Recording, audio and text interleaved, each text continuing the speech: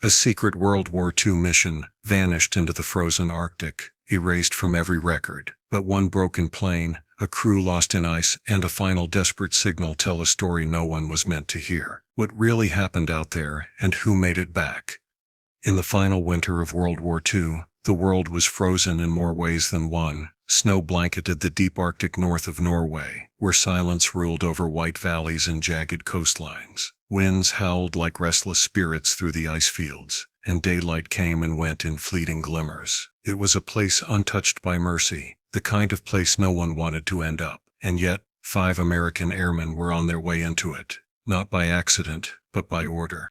Their mission didn't exist on paper. No record, no official briefing, not even a name. They were allowed to speak aloud. The men who received it were told only that it had come from the highest level, something about a German outpost operating far beyond enemy lines. Not a bunker, not a base, a weather station. That sounded harmless at first, but it wasn't. By late 1944, the Allies had learned a bitter truth. German U-boats were planning their strikes with near-perfect timing. Convoys crossing the Atlantic kept getting hit in ways that didn't add up, until British intelligence uncovered signs of hidden weather stations across the Arctic. If the Germans could predict storms before they happened, they could rule the seas. One of those stations, they suspected, was perched somewhere along the icy cliffs of northern Norway, broadcasting coded forecasts back to Berlin. Destroying it could tilt the war. That task fell to the crew of an American bomber flying under no flag, with no promises and no reinforcements. At the controls was Captain Walter Briggs, a man who'd seen too much and said too little. He was from Iowa, a land of cornfields and steady voices, but his past followed him like smoke. He carried the weight of decisions made years ago, ones that had left him with medals, scars, and people he never spoke of. He didn't believe in second chances, only in doing the job right the first time. By his side sat Lieutenant Sam Hirano, the quiet mind of the crew. Sam's skills as a navigator were unmatched. He could find his way through a storm blindfolded, but the war had made his journey harder than most. As a Japanese American serving while his own family sat in camps back home, he lived between two worlds accepted by neither. His calm voice hid a storm of questions he never voiced. In the radio seat was Sergeant Louis Kramer, a wiry kid from Ohio, with grease-stained hands and a head full of wires. Louis had always wanted to be a mechanic, not a soldier. Radios were his refuge. The buzz and hum, the coded chatter, all of it made more sense to him than people. War had taught him how to fix just about anything except fear. Corporal Miguel Rivas, the medic, carried his brother's photograph folded deep in his jacket. His brother had never come back from Anzio. Miguel had promised their mother he would return, and that he'd make sure someone else's brother did too. That promise guided every move he made. He never panicked, never raised his voice, and always checked his supplies twice. Then there was Private Clark Jensen, barely old enough to shave. From a farm outside Duluth he'd joined up hoping to see the world and maybe bring pride to a family that rarely looked him in the eye. Clark had a habit of staring out windows, watching clouds as if searching for something. He dreamed of building barns after the war, with warm hands and solid ground beneath his feet. The Arctic was nothing like that. The crew didn't know each other well before that mission. They'd flown a few test runs, shared meals in silence, nodded at each other in passing. But inside that bomber, everything changed. It had. They departed from a remote Allied airfield in Scotland under grey skies and heavier mines. The plane had been stripped of all markings, modified for cold weather flight, and stocked with just enough fuel to get them there and back if nothing went wrong. A single bomb rested in the bay. It wasn't meant to level a city, just to silence a station. The official story said the mission never happened, that they were never over Norway, that no such weather station ever existed. But the men on board knew better, and soon they would learn that the most dangerous enemy wasn't the one they'd been sent to find. It was the Arctic itself. The wind howled as the plane crossed the invisible line into uncharted sky. Somewhere below, snow-covered cliffs waited. The ice didn't care who they were, and no one was coming to save them. The mountains came into view like silent giants, jagged, snow-laced peaks stretching out across the Arctic sky. As the bomber cut through the wind above Norway's northern coast, the men inside tightened their belts and braced for what lay ahead. There was no turning back now. Below, the frozen world looked empty, but everyone on board knew better. Somewhere in that icy wilderness, The enemy was listening. Suddenly a sharp metallic thud echoed through the fuselage, followed by another. Captain Walter Briggs squinted at the sky ahead. Fleck. Not much, but just enough to be trouble. Hang on, Briggs growled, hands gripping the control stick as the aircraft jolted hard to the left. We're in their sights. Sam Hirano studied the maps in the window at the same time. Too far north, we must have drifted over one of their listening points. Another blast rocked the tail. Louis Kramer's voice crackled from behind. We've got a hole near the tail section. Losing fuel. Pressure's dropping. Miguel shouted over the engine noise. Something's leaking. Bad. Briggs tried to level the plane, but the gauges spun like broken compasses. Ice crusted over the windshield. Wind screamed through a widening crack along the side. The bomber groaned as if it were alive and in pain. Then came a sound no one could mistake. A sharp final crack, followed by silence. The tail was hit, hard. Private Clark Jensen turned just in time to see the rear gunner's seat torn open by metal and fire. The man stationed there, Sergeant Miller, the sixth member of the crew, never cried out. He was gone in an instant. Briggs didn't speak. His eyes went hard, jaw tight. They couldn't keep altitude. The plane was dropping fast, with fuel bleeding out, engine 1 coughing smoke and altitude slipping by the second. They were out of options. I see ice, Sam pointed out the window. Fjord, flat enough, maybe. It'll have to do, Briggs replied, pushing the nose down toward the shimmering sheet of white. Hold on to something. The ground rushed up, cold and cruel. The bomber slammed into the frozen fjord, like a skipping stone. The first bounce nearly tore off the landing gear. The second ripped one wing along a snow-dusted rock. Then the aircraft slid, metal shrieking, ice cracking beneath it until it ground to a halt, just short of a ridge. Silence fell. Not peace, just silence. Clark pulled himself upright, shaking snow from his hair. Is everyone alive? No, Louis answered softly, staring toward the tail. Miller's gone. A moment passed. No one moved. Then, Miguel sprang into action, checking each man, starting with the one slumped beside him. Sam. His legs broken. Badly. We need warmth. Pressure. Everything we don't have. The radio was dead, destroyed in the impact. Louis pounded the side panel in frustration. We're on our own. They dragged what gear they could from the wreck: blankets, a flare pistol, half a ration crate, a broken map board. Sam gritted his teeth, but didn't complain. Briggs knelt beside him and looked out over the ridge. Any idea where we are? Sam blinked through the pane. About 3 miles from the last signal I marked. That station should be close. South-southeast. We'll never get him there like this, Miguel said. His legs shattered. Moving him could kill him. Briggs looked down at the ice. Hairline fractures, spidered out beneath the fuselage. If the temperature shifted even a little, the fjord could give way. They didn't have long. Night fell early in the Arctic, and with it came biting winds. They used aircraft panels to build a makeshift lean-to. Clark lit a small fire with the emergency kit, shielding it from the wind. The orange glow flickered against their pale faces. No one's gonna find us, Louis said finally. Not before the wrong people do. Briggs nodded grimly. We've got 2 problems. The Germans and the cold. We don't know which will find us first. Miguel checked Sam again. Fever was already creeping in. Infection would follow. They needed help, but the only help nearby wore gray uniforms and carried rifles.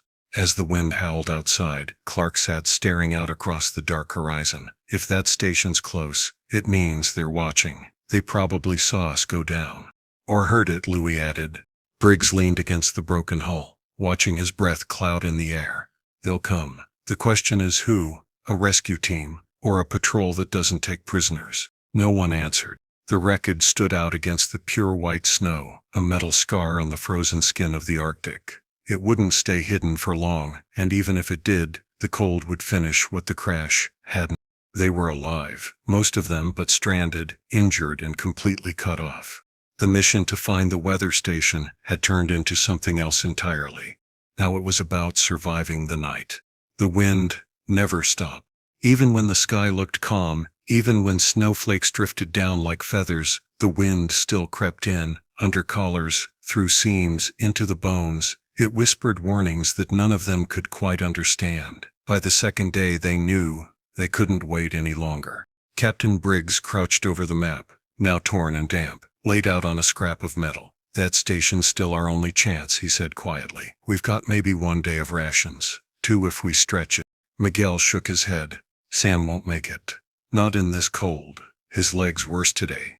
I'll stay, Clark offered, rubbing his hands near the weak fire. Keep him warm, watch the sight. Briggs looked at the youngest of the group. His cheeks were red, with windburn, eyes swollen from sleepless nights. But the offer wasn't out of fear, it was out of loyalty. No, Briggs said. If someone stumbles on this wreck, they'll shoot first. We move together. They gathered what little they had, 1 rifle, carried by Louis, a compass, thankfully intact, a tin of crackers, a block of chocolate, 3 canteens of half-frozen water. Miguel packed what morphine and bandages he had left. Sam, despite the pain, insisted they splint his leg and let him try. I'm not dying in a wreck, he whispered, teeth clenched. If I'm going, I'm walking out. With nothing but canvas coats and willpower, they headed south into the snow. The fjord behind them vanished within the hour, swallowed by fog and falling snow. The Arctic was a place where direction lost all meaning. White above, white below. Footprints erased themselves within minutes. The sky and ground blended until every step felt like falling. Briggs led with the compass in hand, one eye on the horizon, the other on Sam. Miguel stayed at Sam's side, supporting him when his splinted leg gave out. Louis brought up the rear, watching their backs, rifle slung over one shoulder. By midday, the storm thickened. Flakes stung their faces like tiny needles. Visibility dropped. The wind picked up, tossing snow into their path and blinding them at every turn. They wrapped scarves around their faces until their voices were muffled whispers. Still heading southeast? Louis asked. Far as I can tell, Briggs answered. Then came the cold, not the kind that numbs fingers, but the kind that creeps into your chest and slows your thoughts. Frost began forming along Miguel's eyebrows. Clark's lips turned blue. Sam's steps grew heavier.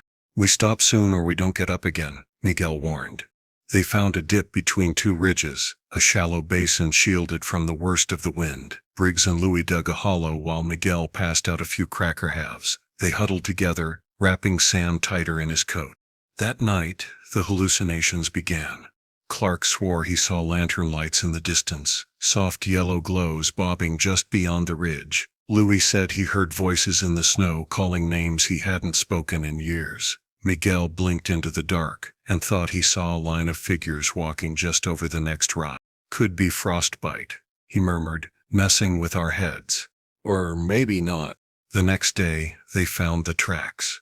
2 sets, boot prints, one fresh, one nearly gone under the snow, leading southeast, same as them. Briggs studied them in silence. Not ours. Could be a scout team, Louis said. Or worse, Clark whispered.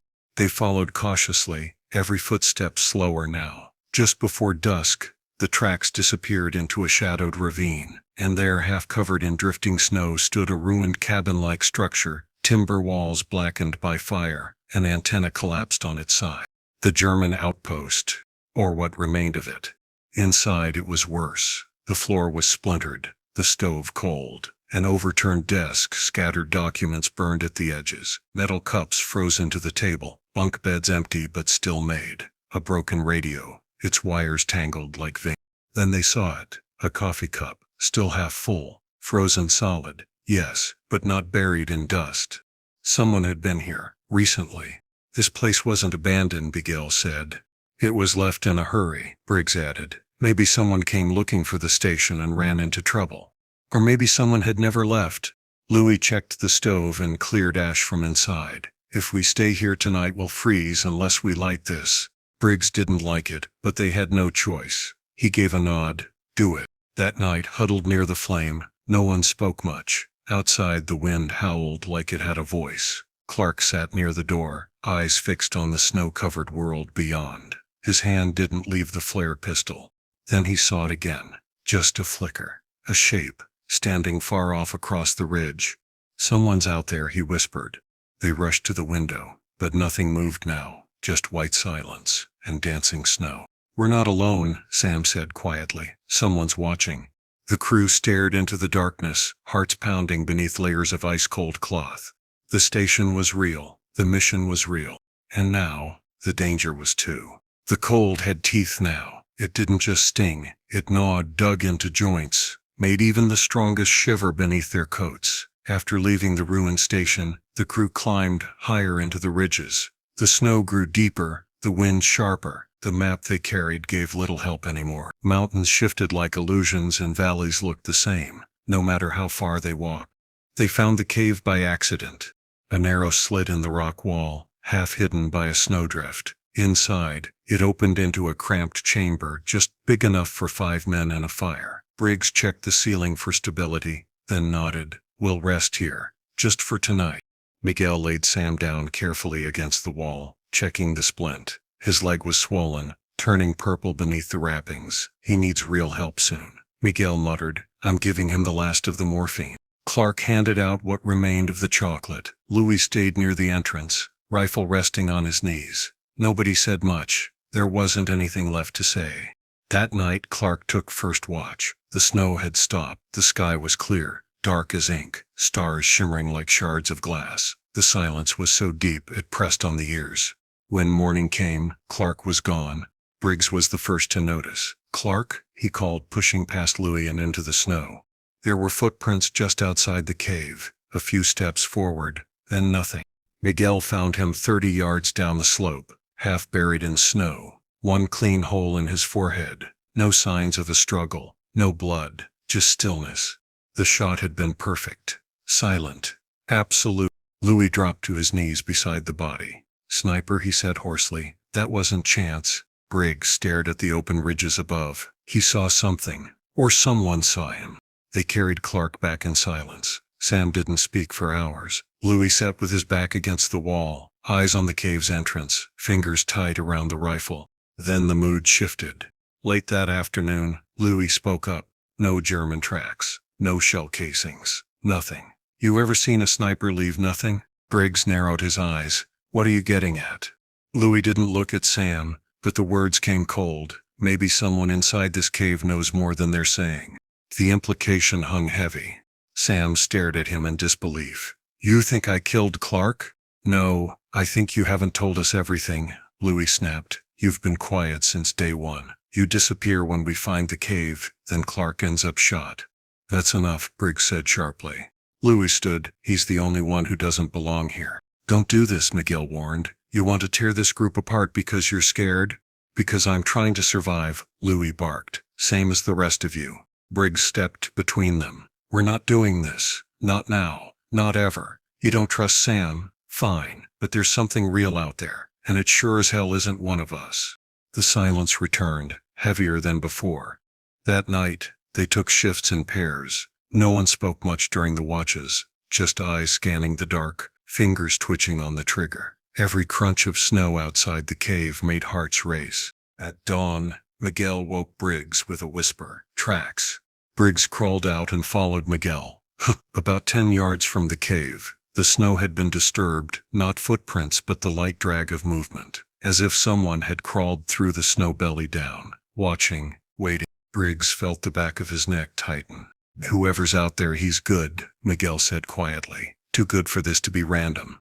Sam sat huddled near the fire, wrapped in his coat. His face was pale, lips cracked, but he looked up at Briggs with calm eyes. "I think he's hunting us," Sam said, "one by one, slowly." "Why not just kill us all?" Louis muttered. "Because that's not the order," Sam replied. "It's fear. He wants us to fall apart before he finishes us." Briggs nodded. "Sniper doctrine. Hit one, disappear, let the rest destroy themselves." Louis stared into the fire, jaw clenched. "I still don't trust him."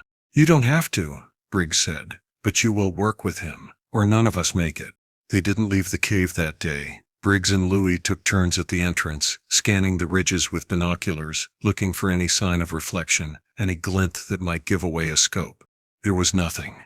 Just endless white. That night, the fire stayed low. They sat in a tight circle. Every sound echoed louder in the silence. Wind, creaking rock, a whisper that might have been breath or imagination. And still, no sign of their enemy. Briggs leaned close to Miguel as the others dozed. "This sniper, he didn't kill Clark by accident. That shot was practiced, maybe military." Miguel nodded. "Could be he was left behind. A last stand order, no surrender." Or a ghost, Briggs muttered, staring at the cave wall. Just death wearing a coat. They didn't sleep much after that.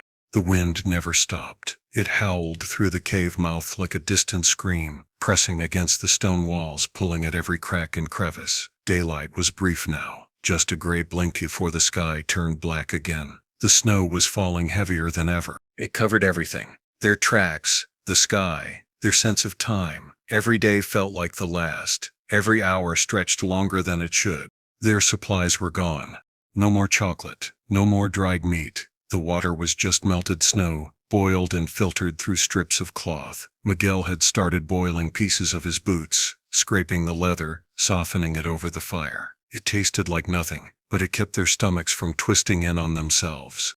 Briggs tried to ration everything, but there was nothing left to ration. Even the morphine was gone. Sam's leg had swollen more. The skin turned gray. Near the edges, he barely spoke now, drifting in and out of feverish dreams. Miguel checked him daily but never said much. The look on his face said enough. Then Louis started acting strange. It began with muttering. Low at first, just whispers under his breath while he stared at the fire. He would repeat the same sentence again and again. Can't feel my hands. They're not there. I see them, but they're gone. At first Briggs thought it was exhaustion. They were all exhausted, but it got worse. One night, Louis woke them all by shouting, "They're in the cave, they're in here with us." He scrambled for the rifle, eyes wild, sweeping the shadows, finger twitching on the trigger. Briggs tackled him before he could fire. "There's nobody here, Louis, just us." "They came through the rocks," Louis gasped. "I saw them, I swear. They're waiting to take us, one by one." Miguel pulled the rifle away. Briggs held Louis down until he stopped struggling. The next morning Louis didn't remember any of it. Briggs pulled Miguel aside. "How bad is it?" Miguel looked down at the frost-bitten tips of Louis's fingers, turning black. "He's freezing from the inside, and his mind's breaking with it." Briggs nodded slowly. "If we stay here, we'll all follow him." That was when the wind brought something strange. A flutter. It was faint, just a flick of movement high on the ridge above their cave. At first Briggs thought it was another hallucination, but Sam, half-conscious, pointed upward with a shaky finger. "A balloon," he whispered. Briggs climbed the slope. His legs felt like stone, but he kept going. Halfway up, caught in the jagged arms of a dead pine tree, was a deflated weather balloon, torn, twisted, tangled in its own cables, and below it, half buried in snow, a small metal box, dented, covered in frost, but intact. He brought it down with both hands shaking. Inside, a flare gun, 2 protein rations wrapped in wax paper, a compass, a soaked notebook of weather data, and best of all, a canister of fuel tablets. Hope. They lit a better fire that night. Warmth spread through their fingers again. Miguel gave each man half a protein bar. No one spoke. They just chewed slowly, eyes wet, jaws tight. Then came the sniper's bullet. It cracked through the air like a whip and slammed into Miguel's side. He dropped instantly, blood soaking through his coat. Briggs and Louis pulled him back inside the cave. Miguel clutched his side, breathing hard, teeth clenched. "Didn't hit anything. Deep," he gasped. "Hurts like hell, but I'm not going yet." Briggs looked out at the ridge. The sniper was still out there, watching, waiting, picking them off one by one. He had to end it. That night, as snow began to fall again, Briggs left the cave alone. He didn't tell the others. He wrapped his coat tight, strapped the flare gun to his belt, and carried the rifle across his shoulder. He moved in silence, steps light, breath shallow. He knew the sniper was patient, precise, but so was Briggs. He spent hours circling the high ridge, crawling on his belly through snow, inching past rock and broken trees. The cold dug into his bones. His fingers went numb, but finally he saw it. A dugout in the rocks, barely visible, camouflaged with snow and brush. The sniper had carved himself a nest in the cliff wall, overlooking the valley, with a perfect view of the cave. Briggs waited, listened, then crept forward. The sniper didn't see him coming. When the shot came, it was quick. Briggs didn't feel satisfaction, just relief. The silence afterward was heavier than before. He searched the dugout and found a pack. Inside was a German-issue field radio, the kind that could reach long distances if it worked, but it didn't. The antenna had snapped. The wires were torn. Moisture had frozen the component solid. Briggs tried to adjust the dial, but it was dead. He sat down in the snow and closed his eyes. So close, but not enough. When he returned to the cave, they looked at him with surprise, and then quiet hope. "It's done," Briggs said. "He's gone."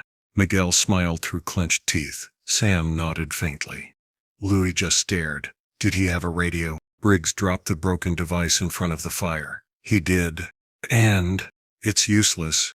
The fire crackled. Outside, the wind screamed again. The wind had calmed, but the silence was worse. Every step forward echoed in the nothingness, swallowed by endless white. The Arctic didn't feel like Earth anymore. It felt like a blank world, untouched and empty, where time didn't exist. Days blurred into nights and nights dragged like chains. Only 3 remained now: Captain Walter Briggs, Lieutenant Sam Hirano, and Corporal Miguel Rivas, who limped badly, his wound wrapped tight with frozen bandages. They had burned the last of the fuel tablets and packed what little remained. 1 protein bar split 3 ways, the broken German radio, and a map that was more guesswork than guidance. The cave had offered some shelter, but they knew it would soon become their tomb if they didn't move. "South," Briggs said, pointing to the jagged horizon. "That's where the Allied patrols sweep. We follow the fjord line and hope to God they're still running operations out here." Hirano shook his head. "That'll take 3 days minimum. We don't have 3 days." "We don't have options," Briggs snapped. "There's one," Hirano replied quietly. He unfolded the map and pointed to a winding river cutting across the valley. "If we cross here, we cut at least a day off. Maybe more. It's a gamble." "The river's thin, barely frozen," Briggs interrupted. "I know, that's why we move fast." Briggs hesitated. His fingers were numb inside his gloves. His face felt carved from stone. He looked to Rivas, who hadn't said much all morning. The medic leaned against a snow-covered boulder, his breath shallow, his eyes half shut. "Can you make it?" Briggs asked. Rivas managed a weak smile. "You drag me, I'll flap my arms and pretend I'm helping."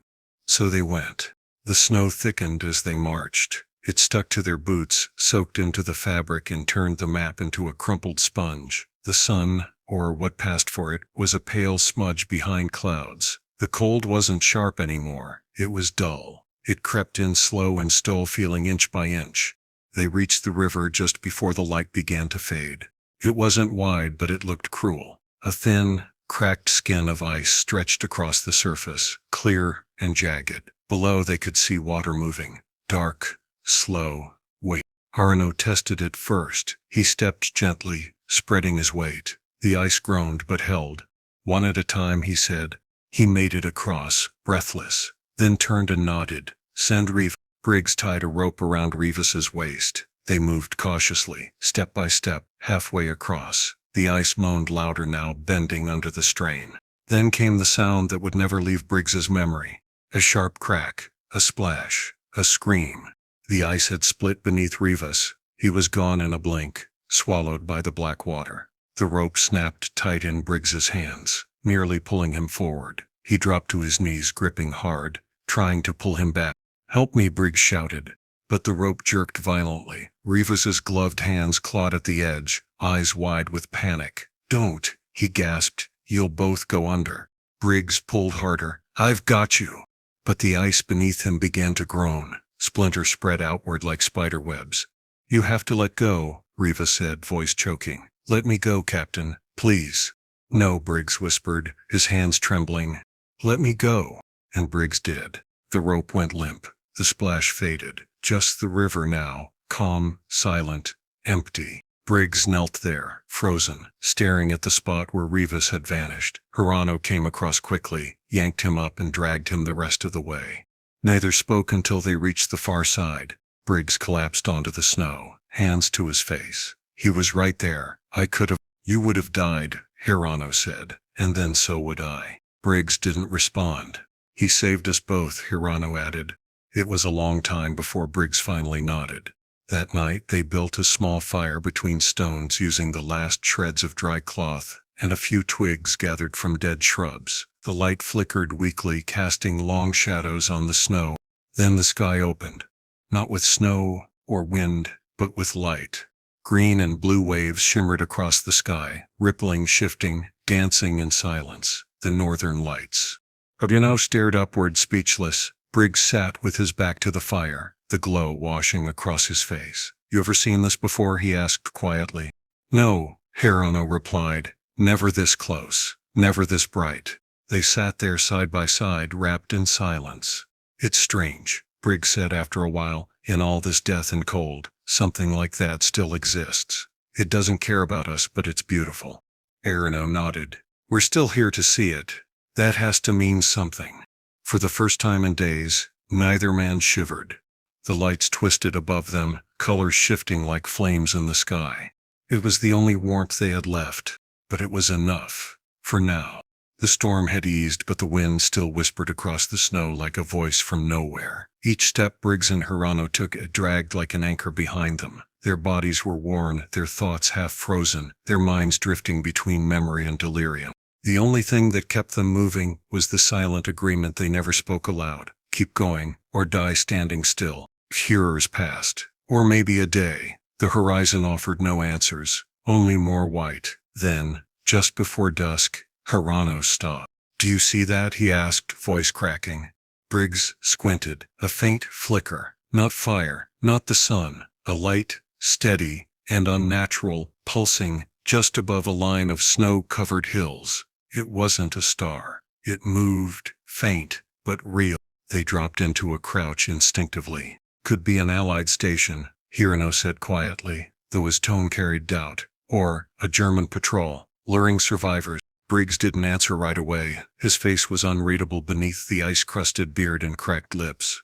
"I say we find out," he said, finally, but slow. The climb to the ridge was brutal. Snow drifted to their waists in some places, and each gust of wind tried to shove them back down the slope. They paused often, more out of necessity than strategy. Every muscle screamed. Every breath felt like it scraped through rusted pipes. When they finally reached the edge of the hill, what they saw wasn't what they'd hoped for.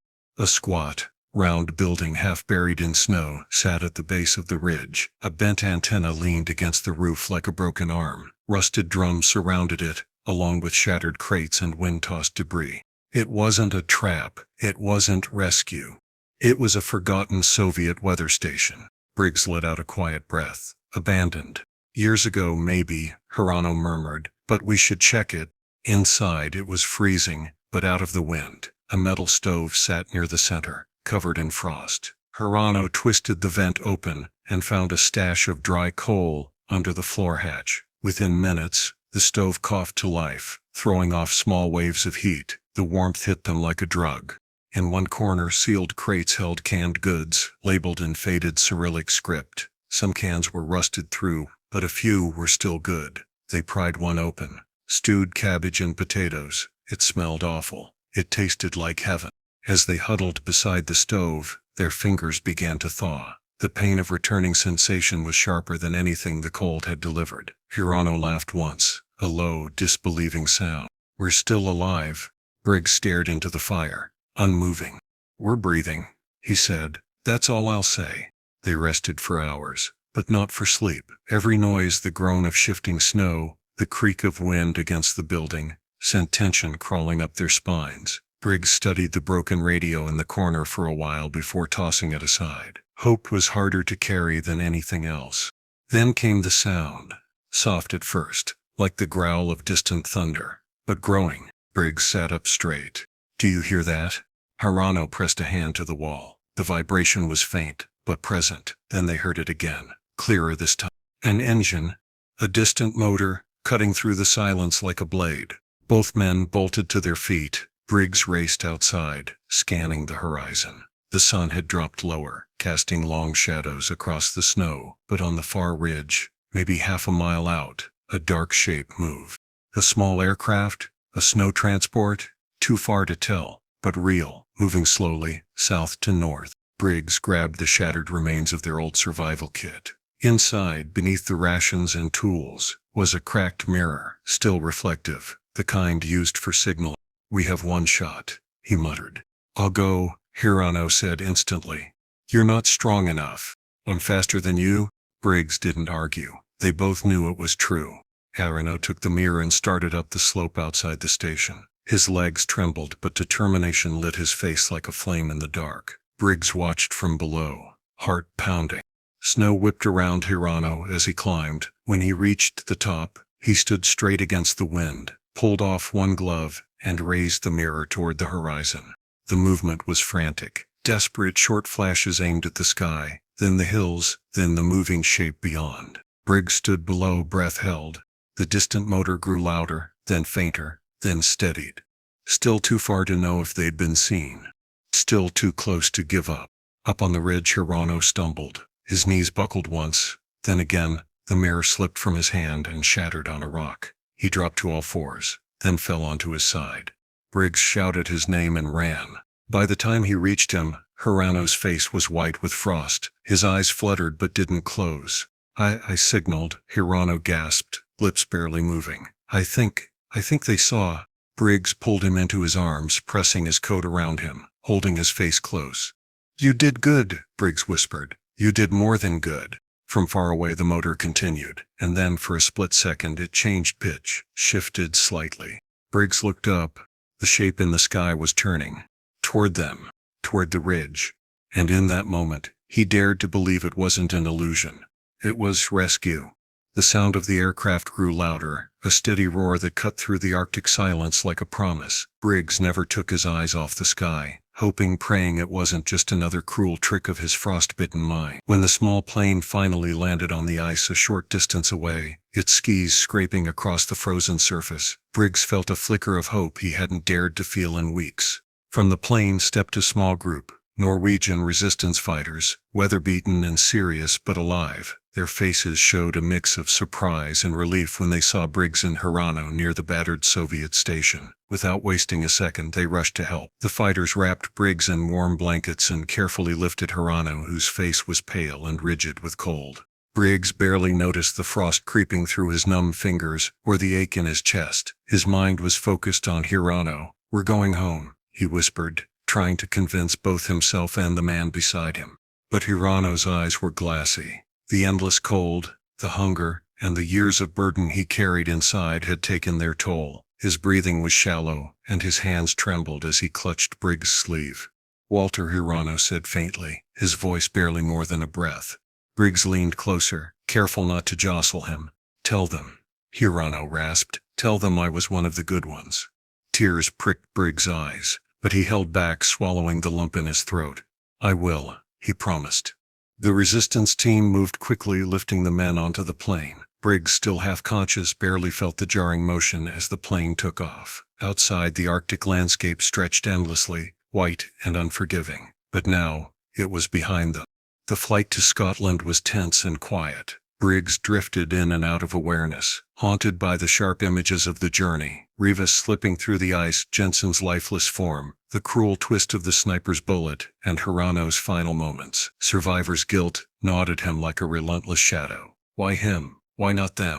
When the plane finally landed at an Allied airfield, a medical team rushed in. They treated Briggs for severe frostbite and exhaustion, but Hirano was already gone. The loss was a heavy weight pressing down on Briggs's chest. Weeks later, when Briggs was well enough to stand, he was called to a military debriefing. The room was cold, sterile, and unwelcoming. No warmth for the man who had survived what no one else had even known about. A stern officer, clipboard in hand, barely looked up. Your mission never officially existed, he said flatly. You were not supposed to be there. There are no records. Your sacrifice is classified. And that's final. Briggs' jaw tightened. What about my crew? What about Hirano? Rivas? Jensen? The officer shrugged, a motion that spoke volumes. War is full of shadows, Captain. Some stories remain in the dark. Walking out of the room, Briggs felt the sting of abandonment, by the military, by history itself. Yet, within him, burned a quiet determination. He owed it to Hirano, to the others, to the memory of those lost in the ice. Their story could not be forgotten. In the cold silence of the hospital room, later that night, Briggs whispered into the darkness, I'll tell them, I promise you, Hirano, you were one of the good ones. Outside, the wind howled, carrying their story across the frozen lands where the Arctic had tried to keep it buried. Years had passed since that frozen winter in the Arctic. The war was long over, and the world had moved on. But for Walter Briggs, the memory of those lost days remained as sharp as the icy wind that had cut through his face all those years ago. Now an older man, his hair streaked with gray and his hands weathered like the bark of an ancient tree. Briggs sat in a small, cluttered room filled with books, maps, and yellowed documents. Across from him, a young historian listened intently, notebook in hand, eager to uncover a piece of history that had been hidden for decades. Briggs reached into a worn leather jacket pocket and pulled out a small, faded photograph. The edges were curled and the image blurred slightly, but the faces were clear. Young men in heavy coats and thick scarves, standing proudly beside their bomber before takeoff. Their smiles were bright against the harsh cold, a moment frozen in time. "That's my crew," Briggs said softly, his voice steady but carrying the weight of years. "We called it a mission that never existed. Officially it never did. But for us, it was everything." He paused, eyes lingering on the photo as if the men within might step out and speak again. The historian leaned forward. "Why was it kept secret for so long?" Briggs sighed. "Some things the military decides are too dangerous to tell. The mission was classified. Our existence classified. They didn't want the enemy to know we were watching their weather stations, or that we tried to stop them. And after what happened, I think they didn't want to remember." His hand brushed over a simple silver chain resting on the table. Hanging from it was a compass, small but sturdy, worn smooth by years of use. "This belonged to Sam Hirano," Briggs said, voice low. "He was my navigator. He kept us on course when everything else was lost. When we finally got caught in that endless white, it was this compass that guided us. If not by direction, then by memory." Briggs touched the compass gently, as if feeling the pulse of his fallen friend. "The Arctic kept its secrets well," he said quietly, "but some of us managed to escape, barely." The historian looked up, eyes wide. "Do you think the world will ever hear your story?" Briggs smiled faintly, a hint of both sadness and hope in his gaze. "Maybe one day, maybe when the snow finally melts, and the ice lets go of what it's been holding for all these years." He folded the photograph carefully, and placed it back in his jacket. Then for a long moment, the two sat in silence, surrounded by the quiet hum of history waiting to be told. Outside, the wind stirred softly, carrying with it the echoes of a mission denied, a crew lost to the cold, and a promise kept by a man who refused to forget. If you're a proud American who honors the bravery of our war heroes, hit that subscribe button. There are many more incredible stories waiting for you.